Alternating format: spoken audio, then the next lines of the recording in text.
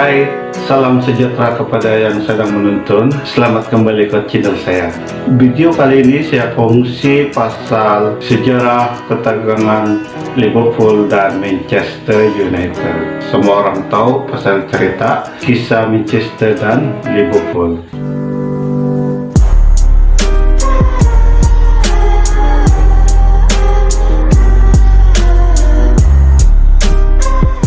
Saya Lawrence Channel. Anda sedang menonton video ini.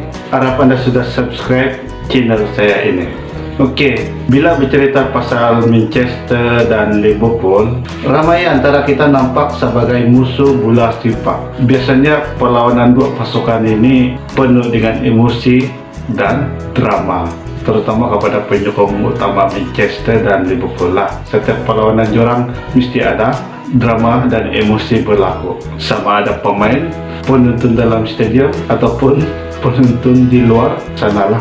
Tidak cukup dengan itu, kedua-dua penyokong saling membakar ketegangan antara satu sama yang lain, sampai masing-masing menceritakan story channel, cerita pasal sejarah kejuaraan pada masa yang lalu lagi, yang tidak pandai habis-habis.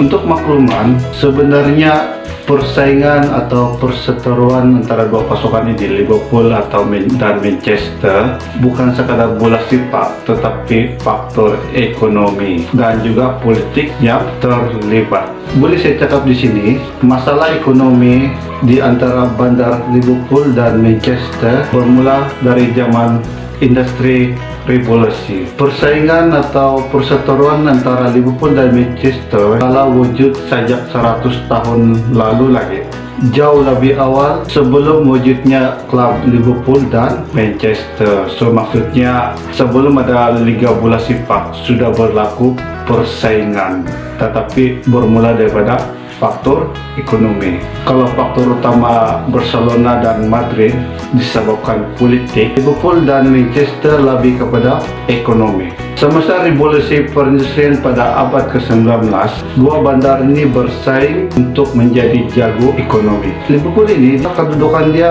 dekat dengan laut. Liverpool juga mempunyai pelabuhan sendiri.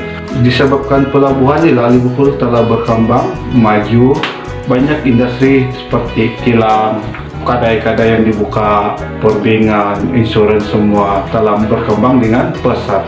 Pada masa itu, bandar di Manchester pun ingin membuka kilang, tetapi siapa mau buka kilang kalau dia di daratan jauh dari pendalaman. Jadi kalau mau antar barang mesti mempunyai pelabuhan sendiri.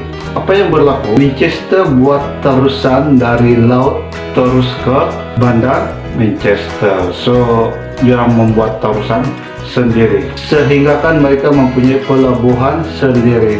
So untuk kapal-kapal yang ingin ke Manchester, diorang boleh melalui terusan ini untuk mengurangkan kos logistik pengangkutan darat dan boleh terus berlabuh ke pelabuhan Manchester. Sehingga kan kilang-kilang yang ada di Liverpool, kedai-kedai perbingan dan insuran mula berpindah ke Manchester, menyebabkan banyak kawasan perindustrian di Liverpool telah tutup dan menyebabkan peluang pekerjaan masyarakat masa itu terhad. Boleh saya simpulkan, proyek ini menjadikan ledakan utama permusuhan antara dua bandar ini, yaitu Liverpool dan Manchester, sehingga kan terbawa-bawa ke sukan bola sepak. Begitu hebatnya persaingan mereka kan.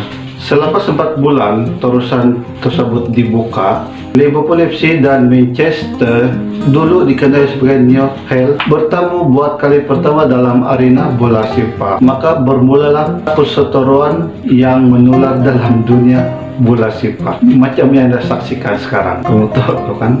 Untuk rekod, klub New Hell atau Manchester ditubuhkan pada tahun 1878, manakala Liverpool FC 1892. Coba Anda tengok jersey Manchester, sama ada Manchester United ataupun Manchester City. Perhatikan logo kedua-dua pasukan ini. Itulah simbolik kebanggaan terusan perkapalan mereka. So, pentingnya kita mengetahui permusuhan ini berlaku. Itu sahaja yang saya nak kongsi dalam video ini. Jika Anda ada idea atau cadangan, boleh tag di ruangan komen di bawah. Jika Anda rasa video ini menarik, sila like, komen, dan jangan lupa subscribe untuk lebih banyak video yang menarik selepas ini. Jumpa lagi dalam video seterusnya. Bye.